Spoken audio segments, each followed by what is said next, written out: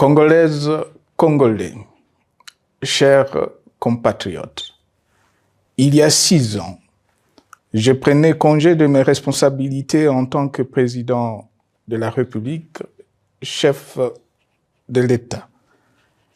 Et fait inédit dans notre pays, en près de 60 ans d'indépendance. J'ai passé pacifiquement la main à un nouveau chef d'État. Depuis lors, je m'étais imposé un strict devoir de réserve, y compris quand je fais l'objet, directement ou par mes proches interposés, de provocations, de déni de droit, d'humiliation, d'imputations dommageables et d'autres multiples atteintes à ma dignité. D'abord, parce que je suis convaincu que le temps est le meilleur allié de la vérité, un antidote lent mais puissant contre le venin du mensonge et de la délation. Mais aussi et surtout, parce qu'agir autrement aurait fait le jeu de ceux qui, par cette campagne odieuse, cherchaient à détourner l'attention de notre peuple de leur incapacité, aujourd'hui avérée, à répondre à ses attentes et aspirations. J'ai enfin décidé de briser ce long silence, de sortir de ma réserve et de m'adresser à vous parce que l'enjeu est de taille. Il est même existentiel. Non pas pour ma famille politique ou biologique, moins encore pour ma modeste personne, mais plutôt pour la nation congolaise et pour l'avenir de notre cher et beau pays. J'ai décidé de briser le silence parce qu'au vu de la situation que traverse notre pays, continuer à me taire m'aurait rendu poursuivable devant le tribunal de l'histoire pour non-assistance à plus de 100 millions de compatriotes en danger. Je saisis cette opportunité pour partager avec vous mes réflexions et participer ainsi à la recherche de la solution à la crise que traverse notre pays, la République démocratique du Congo, terre de nos ancêtres, car il est gravement malade et son pronostic vital engagé. Mieux que quiconque, vous en êtes conscient, car vous en faites quotidiennement les frais dans votre chair et vous en payez le prix. Mes chers compatriotes, vu l'importance stratégique de notre pays et le rôle qu'il est appelé à jouer, j'avais, de l'avènement au pouvoir du chef de l'État actuel, conclu avec lui un accord donnant naissance à la coalition entre nos forces politiques respectives. À propos de cet accord, beaucoup de contre-vérités ont été dites, y compris, fort malheureusement, par celui qui est censé connaître la vérité, parce qu'en étant l'un de 2 principaux signataires. En attendant qu'au moment opportun, la vérité soit rétablie, preuve irréfutable à l'appui, permettez-moi pour l'instant d'affirmer qu'en ce qui me concerne, la conclusion de cet accord n'avait pour seule motivation que l'intérêt supérieur de la nation. Par cet accord de mutualisation de forces, j'entendais en effet permettre à mon successeur d'exercer dans la direction des affaires de l'État plus de pouvoir effectif que ce que la faible représentation de sa famille politique au sein de la nouvelle Assemblée nationale était en droit de lui conférer.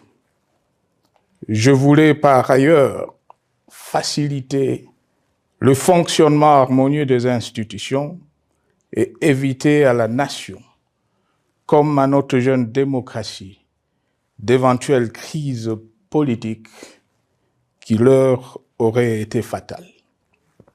Cette première alternance pacifique et civilisée à la tête du pays avait suscité d'autant plus d'espoir qu'en janvier 2019, notre pays s'est trouvé en bien meilleur état qu'au moment de ma propre accession à la magistrature suprême en janvier 2001.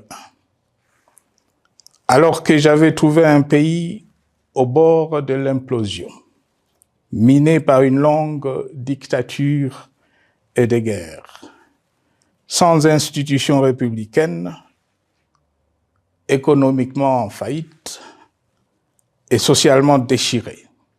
Bref, un pays dont l'incertitude de lendemain menaçait la stabilité de toute la région.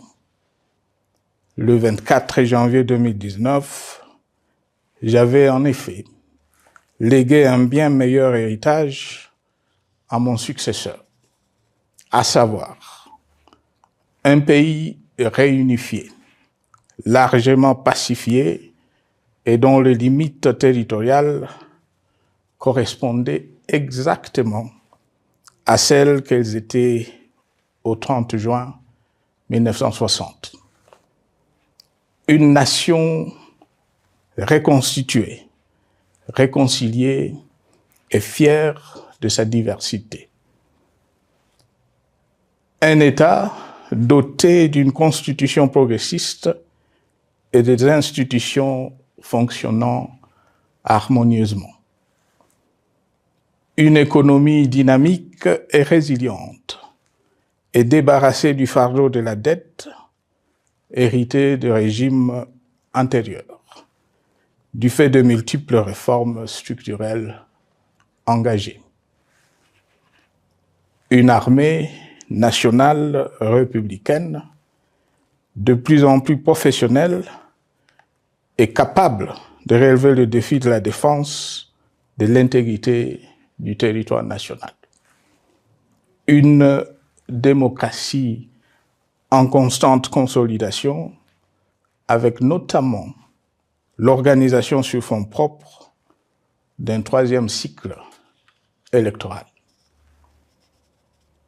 Le cœur serré, je constate qu'à peine 6 ans après, ce bel héritage en indivision, légué à l'ensemble de notre peuple, a été complètement dilapidé par celui qui en avait reçu la garde. Que notre pays offre un spectacle de plus désolant et qu'il suscite d'autant plus de désespoir au sein de notre peuple et de pitié et de moquerie à travers le monde, que l'inconscience de ses dirigeants ne permet aucun espoir de redressement. Cette détérioration rapide de la situation générale du pays est principalement due à l'inverse du pouvoir sans limite. Le nouveau dirigeant s'illustre en effet par une série de remises en cause, reniements et violations intentionnelles de la Constitution, avec en toile de fond la volonté irrésistible de concentrer tout le pouvoir entre les mains d'un seul homme au mépris du pacte qui cimentait la cohésion de notre peuple. Le premier acte de remise en question de ce pacte républicain, véritable socle de stabilité et de cohésion nationale, a consisté à violer délibérément la Constitution et les lois pertinentes lors du premier remaniement de la Cour constitutionnelle par le président de la République. La violation de ce texte juridique, fondement de tout état de droit, pour de simples raisons de confort politique est devenue, depuis lors, une marque distinctive de la gouvernance de notre pays.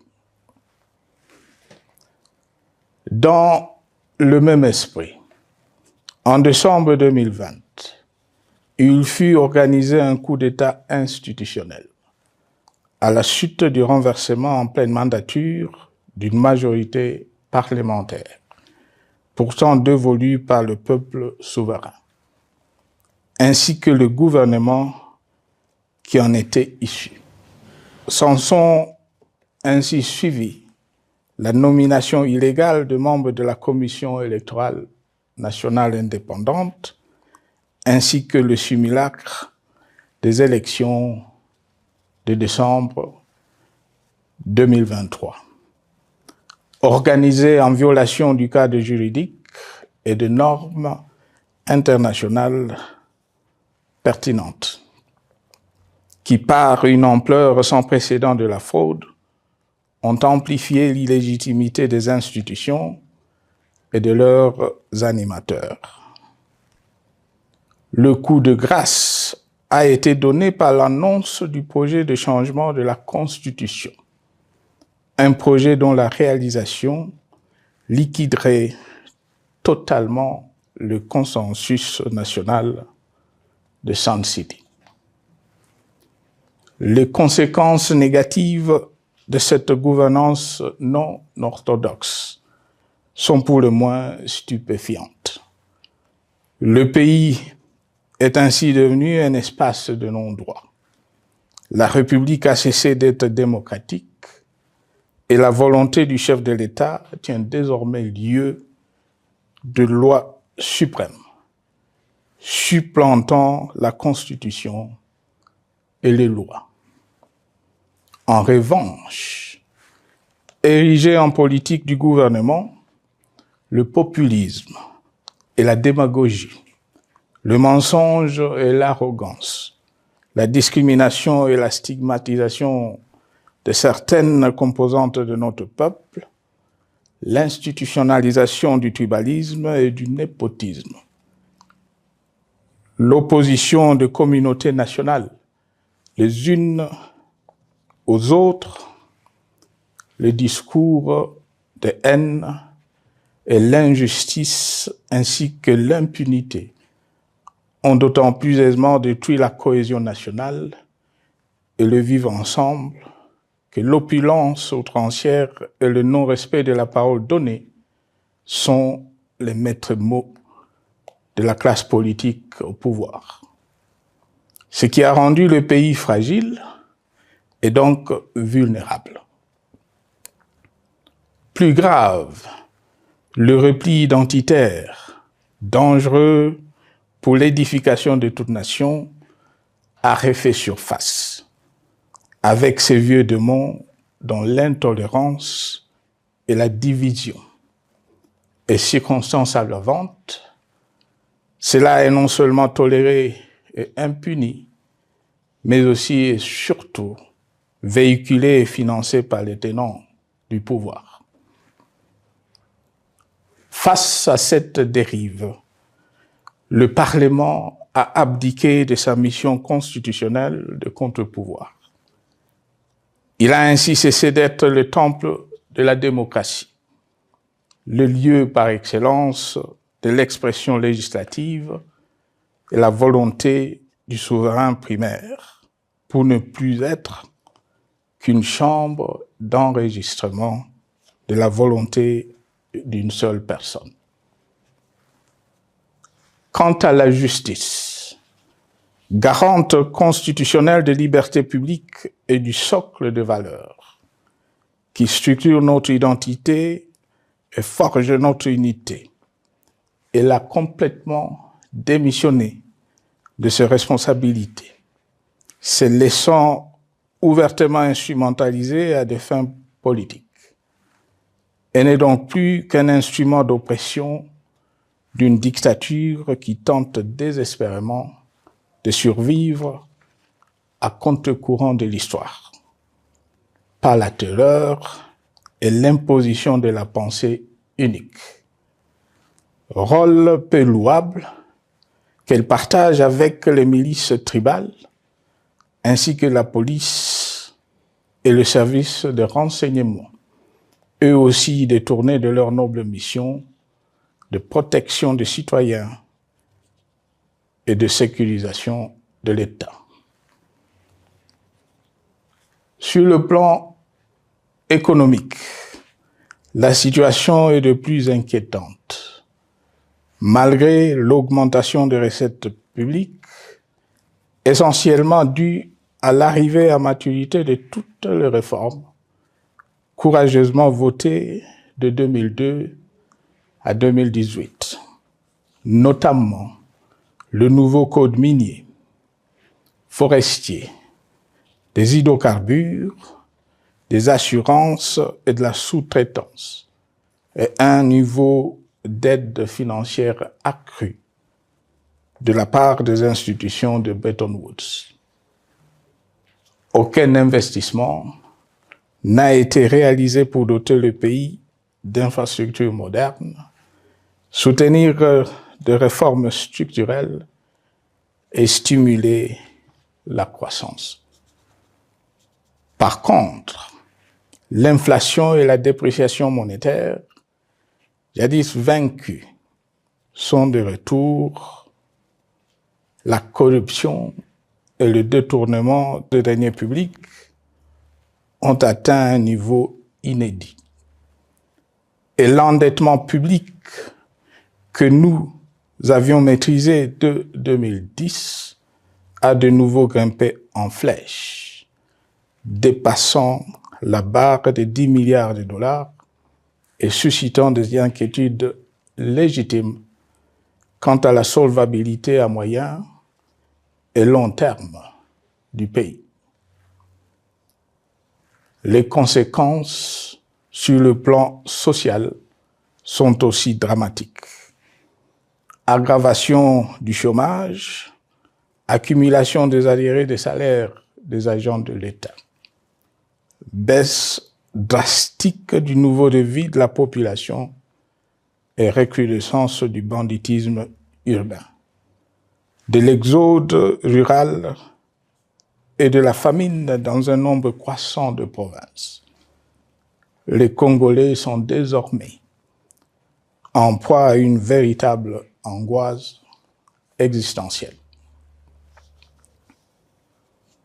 Parmi les victimes résignées de ce gâchis se trouve en bonne place notre jeunesse, qui a été pourtant de tout le combat démocratique et qui a beaucoup cru aux vertus de l'alternance pacifique.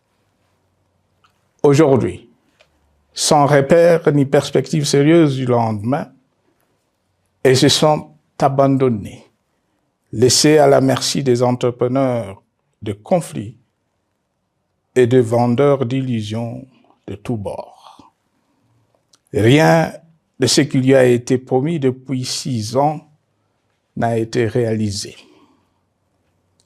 À cette jeunesse désabusée, comme à l'ensemble de notre peuple, nous tenons à donner une assurance. L'échec d'un régime compromet, mais ne scelle pas définitivement le sort d'un peuple. Mes chers compatriotes, s'agissant de la situation sécuritaire, dans les grandes agglomérations comme dans nos campagnes, elle est partout plus que préoccupante. C'est le cas notamment au nord Kivu, au sud Kivu, en Ituri, au Maniema, au Tanganyika, au Katanga et au Mai-Ndombe, province pourtant voisine de Kinshasa, capitale du pays et siège des institutions. Le sang de nos compatriotes civils et militaires, valeureux officiers et soldats des rangs, mais aussi députés, éminents membres de la société civile ou de partis politiques, a ainsi abondamment et gratuitement coulé.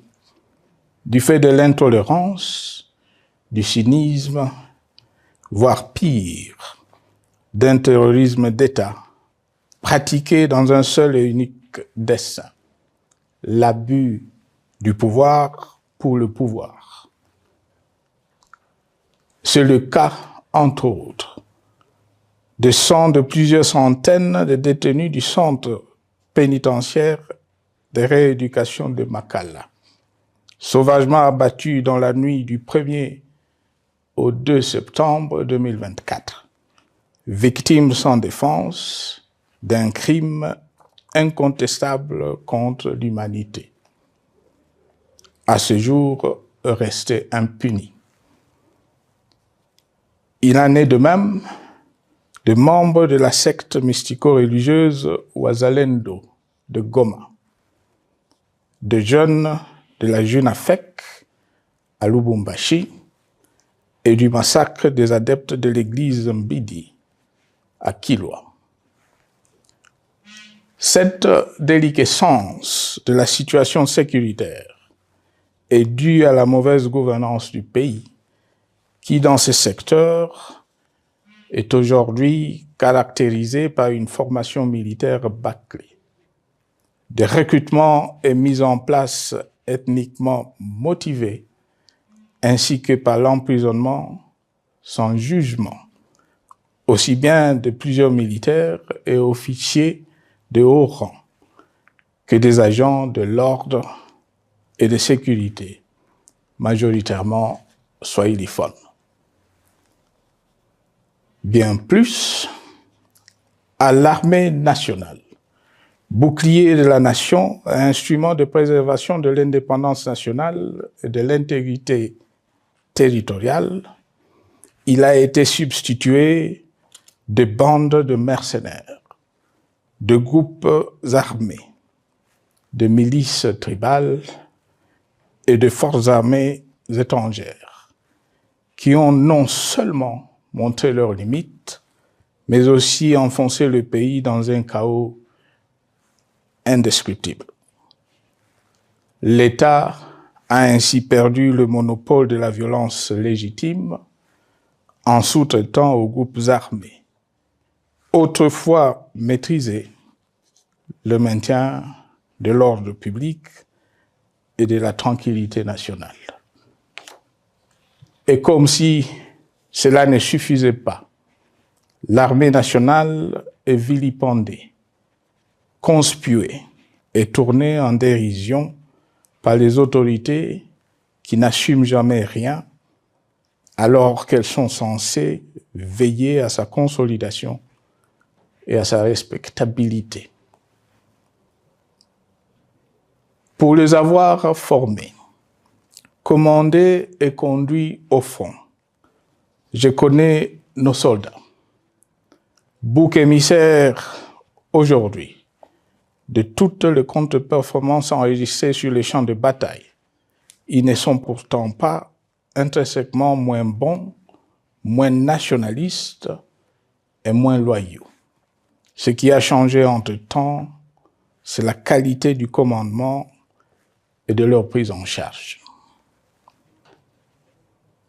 Au niveau régional, le gouvernement a levé l'option désastreuse de se détourner de deux principaux instruments internationaux qui étaient à la base de l'architecture régionale de paix et de sécurité, laquelle avait permis la stabilité régionale que le président actuel avait trouvée lors de son accession au pouvoir, à savoir le pacte sur la sécurité, la stabilité et le développement dans la région de Grand Lac et l'accord cadre pour la paix, la sécurité et la coopération pour la République démocratique du Congo et la région. Plus grave encore, en faisant de forces négatives, les FDLR, ainsi que des centaines de groupes armés congolais, des supplétifs des forces armées de la République démocratique du Congo, le gouvernement a ouvert la voie à la régionalisation du conflit, avec des conséquences inévitables sur la stabilité de la région. Mes chers compatriotes, alors que sur le plan institutionnel, politique, économique et social, les fondamentaux avaient été établis et que le pays avait été placé sur la rampe de lancement, prêt à décoller. Nous voici, hélas, en un temps record, soit 6 ans, de nouveau à la case de départ. Seul d'un État failli, divisé, désintégré, au bord de l'implosion, inscrit en bonne place au palmarès de pays pauvres, le plus corrompu et très endetté. En atteste tout le rapport tant du Conseil de sécurité des Nations Unies que ceux sur l'indice de développement humain et sur la pauvreté. La crise qui déchire notre pays est donc profonde et multidimensionnelle. Sa solution doit être nécessairement globale. Toute autre approche n'a donc aucune chance de conduire à une paix durable. Bien plus, le Congo est intemporel. Il n'appartient pas à tel ou tel régime politique. Ce dernier étant par définition rotatif et donc passager en démocratie. Il appartient plutôt au peuple congolais dans sa grande diversité. Ce qui est vrai du Congo l'est aussi des immenses ressources du sol et du sous-sol dont il regorge et qui sont essentielles à la croissance et au développement à l'échelle internationale. Que tous, au pays comme à travers le monde, en tiennent compte et qu'ils inscrivent leurs projets dans une perspective qui privilégie l'intérêt du Congo et des Congolais, plutôt que celui de ceux qui, à un moment ou à un autre, dirige le pays. Cela étant, pour sauver le Congo, les griefs légitimes du peuple congolais contre le régime en place ne peuvent être éludés. Ils doivent plutôt être pris en compte. La dictature doit prendre fin et la démocratie, tout comme la bonne gouvernance économique et sociales doivent être restaurées. Car, comme en témoigne l'histoire, il ne peut y avoir de solutions sécuritaires définitives sans solution politique sincère. Sinon, il y aura de nouvelles vagues de convulsions politiques, de troubles à la paix, d'insécurité, d'instabilité institutionnelle, de conflits armés et de guerres civiles. Perspective qu'en toute responsabilité, nous, Congolais, ne pouvons plus nous permettre. Il est dès lors vital que les multiples initiatives de recherche de la paix, Luanda, Nairobi, EAC SADC, l'Union africaine, Doha et Washington, que nous accueillons favorablement, les considérant comme autant de signes de compassion et de solidarité à notre peuple, soient conscientes de cette exigence. Qu'elles accordent aux Congolais à la fois maîtres de leur destin et premières victimes de cette crise la place centrale qui leur revient de droit, aussi bien dans le diagnostic du mal dont souffre le pays que dans la prescription du traitement dont il a besoin pour en guérir définitivement. Il convient de noter à ce sujet que le gouvernement de Kinshasa s'est enfin résolu à se mettre autour d'une même table avec l'AFC/M23 depuis plusieurs semaines à Doha, même si, bizarrement, il continue à considérer comme un crime le fait que les autres Congolais se parlent entre eux. C'est le lieu pour moi de saluer la démarche des évêques de la CENCO et de l'ECC, qui a le mérite de n'exclure du débat aucun sujet, ni aucun de nos compatriotes. Sans être parfaite, cette initiative conjointe des Églises mérite le soutien et, si nécessaire, des enrichissements de la part de notre peuple.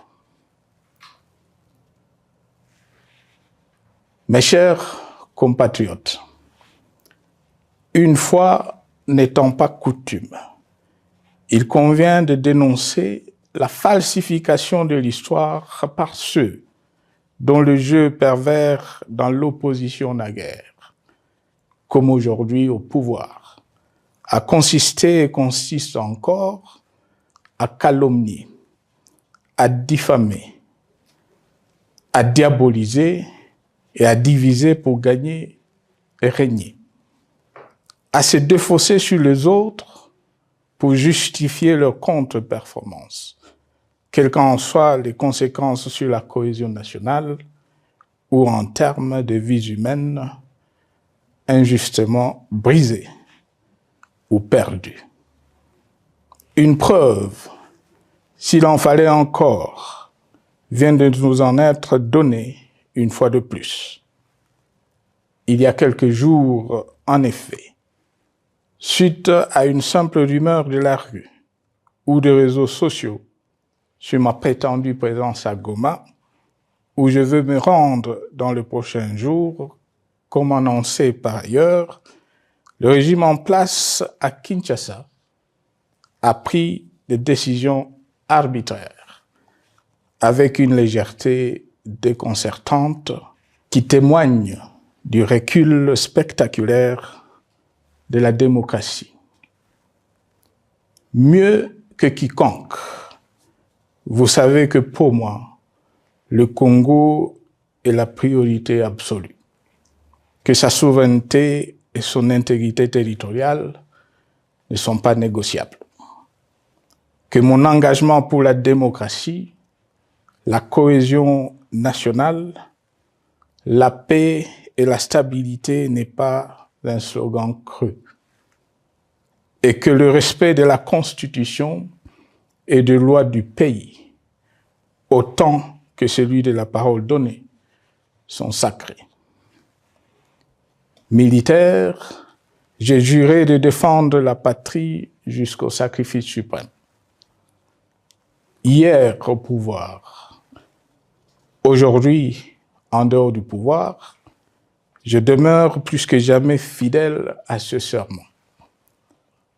En ce moment où le pays est de nouveau divisé, appelé par le destin, j'ai le devoir d'œuvrer à la recherche de la paix et de contribuer à la reconstruction de notre pays qui se meurt.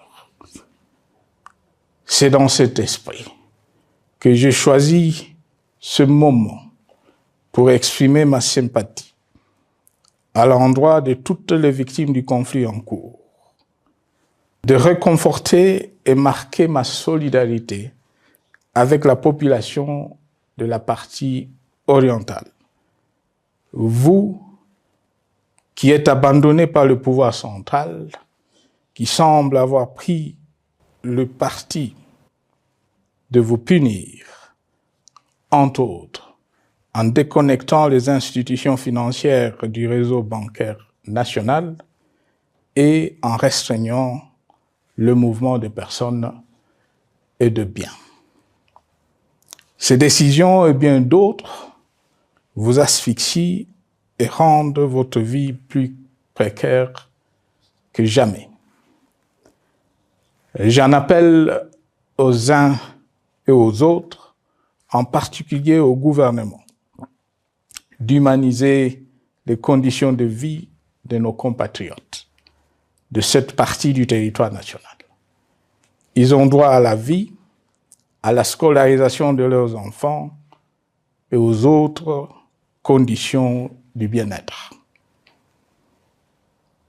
En entendant le rétablissement de l'autorité de l'État sur toute l'étendue du territoire national, j'invite les tenants du pouvoir à protéger la population. De même, l'armée, la justice, les autres structures en charge de l'ordre et de la sécurité doivent être véritablement au service de la population et répondre à ses aspirations. Mes chers compatriotes, de par mon expérience dans des situations similaires, le patriotisme et l'humanisme ont guidé le processus de règlement de conflits et ont porté de fruits dans le passé, aussi bien sur les champs de bataille que sur celui des négociations ou du dialogue. Notre pays avait été divisé de quasi-moitié pendant quelques années. La sagesse avait alors prévalu. Nous avions recollé le morceau et le pays a survécu dans son unité. C'est ainsi qu'après quelques années de réflexion sur la crise en cours, après avoir consulté des chefs d'État et des anciens chefs d'État de la région, ainsi que des acteurs politiques et sociaux, nationaux et étrangers, j'ai fait ce jour une proposition qui engage la nation tout entière à un sursaut patriotique pour un pacte citoyen afin de tirer le pays du gouffre. Le travail hardi qui s'impose à nous portera notamment sur les 12 points suivants. 1. Mettre fin à la dictature, mieux à la tyrannie. 2. Arrêter la guerre. 3. Rétablir l'autorité de l'État sur toute l'étendue du territoire national. 4. Restaurer la démocratie en revenant aux fondamentaux d'un véritable État de droit. 5. Rétablir les libertés fondamentales. 6. Réconcilier le Congolais et reconstruire la cohésion nationale. 7. Relancer le développement du pays par la mise en place d'une bonne gouvernance économique, une gestion administrative et financière orthodoxe et une répartition équitable des ressources nationales. 8. Relancer le dialogue sincère et permanent avec tous les pays voisins en vue de l'instauration de la paix et du développement durable dans la région. 9. Rétablir la crédibilité du pays auprès de partenaires au niveau tant régional, continental qu'international. 10. Neutraliser tous les groupes armés nationaux et étrangers et rapatrier ces derniers dans leur pays d'origine. 11. Mettre définitivement fin au recours et à l'utilisation de mercenaires, conformément à la Convention de l'Union africaine sur l'élimination du mercenariat en Afrique du 3 juillet 1977 et à la résolution des Nations Unies du 4 décembre 1989 portant sur la Convention internationale contre le recrutement, l'utilisation, le financement et l'instruction de mercenaires et rapatrier sans condition ceux qui sont déjà déployés sur le sol congolais. 12. Ordonner le retrait sans délai de toutes les troupes étrangères du territoire national. À ce sujet, je salue la décision sage des pays de la SADC de retirer les troupes de la SAMI DRC de notre pays. Vu l'immensité de la tâche ainsi décrite, je lance un appel solennel à tous les Congolais, sans distinction de sexe, d'ethnie, d'âge, de classe sociale, de zone géographique ou d'appartenance politique, qui aiment passionnément le Congo, qui sont prêts à tous les sacrifices, qui adhèrent sans réserve au pacte républicain de Sun City et qui tiennent au respect de la Constitution du 18 février 2006 à s'unir autour de ces objectifs. Il s'agit de la refondation de l'État et de l'édification d'un pays qui a perdu ses repères. Mobilisons-nous et mettons à profit tous les moyens à notre disposition pour restaurer l'unité nationale, sauver le Congo et préserver son indépendance. Car l'Afrique et le monde nous regardent. Mes chers compatriotes, le Congo vaut mieux que la caricature qu'en donnent ses dirigeants actuels. Le Congo mérite mieux que cette politique extérieure faite de jérémiades et de mendicité. J'ai donc la ferme conviction que le peuple congolais est capable, aujourd'hui comme en 1960, de vaincre le démon de la division, qu'il est capable aujourd'hui, comme au cours de la décennie 90, de vaincre la tyrannie et la tentation du pouvoir absolu. Qu'il est capable aujourd'hui, comme en 2003, de prendre le dessus sur ce qui nous divise et de mettre fin à la violence armée qui oppose ses enfants. Pour y parvenir, chacun doit jouer sa partition. Je m'engage à jouer la mienne. Que Dieu bénisse la République démocratique du Congo, qu'il bénisse individuellement chacun de vous. Je vous remercie.